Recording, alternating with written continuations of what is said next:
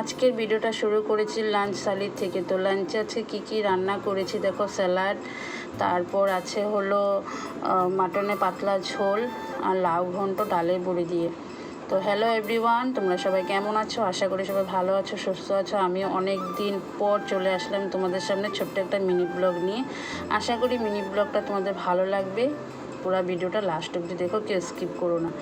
তো এদিকে দেখো লাউ ঘন্ট দিয়ে প্রায় আমার খাওয়া হয়ে গেল। এখন আমি মাটন দিয়ে খাবো। আর সত্যি রান্নাগুলো ভীষণ টেস্ট হয়েছিল। মাটনে তো বেশি মশলা দিইনি। খাওয়া দাওয়া করে আজকে রেস্ট করারও সময় পাবো না, কেন কি চলে যাব আজকে, টুকটাক কাজ আছে আর একটু ঘুরবো। কেন কি সামার ভ্যাকেশনটা আমি পুরো ঘরে কাটিয়েছি মেয়েকে নিয়ে, মানে কোথাও ঘুরতে যাইনি।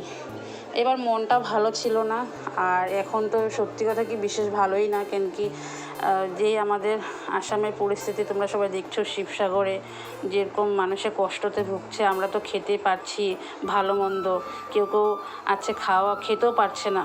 মানে কি অবস্থা দেখে চোখে জল এসে পড়ে। তারপর দেখো খাওয়া দাওয়ার পর শেষ পাতে চাটনি পড়ে গেল। আম আর আনারস দিয়ে জেলি টাইপের চাটনি করেছিলাম। তোমাদের দাদাভাই বাইরের থেকে ডিব্রুগড়ে বাইরে গেছিলো, আসার পথে আমার আনারস নিয়ে এসেছিলো। এত সুন্দর ছিল কিন্তু টক, তারপর খেতে পারবে না, এই জন্য আমি চাটনি বানিয়েছি, ভীষণ টেস্ট হয়েছিল। তারপর দেখো খাওয়া দাওয়া করে রেস্ট করে চলে এসেছিলাম আধার কার্ড অফিসে, মেয়ের আধার কার্ডটা আপডেট করার জন্য। কাজ হয়ে গেল, প্রায় 1 ঘন্টা লেগেছে। তারপর দেখি যে না, মেলাতে অল্প যাই, সামার ভ্যাকেশনটা তো কোথাও যাইনি। মেয়েও বায়না করছিল চলো একটু ঘুরে আসি। তো আরেকদিন যাওয়ার প্ল্যান আছে, আমার লগের ফ্রেন্ডরাও যাবে, কেন কি জলপুরি এসেছে, দেখতে যাইনি, ওটাই দেখতে যাব আরেকদিন। তো আজকে এমনি উপরে দেখে এসেছি। আর সত্যি মেলাটা এবার সুন্দর এসেছে, কয়েকটা নতুন নতুন জিনিসও এসেছে, ভালোই লেগেছিলো গিয়ে।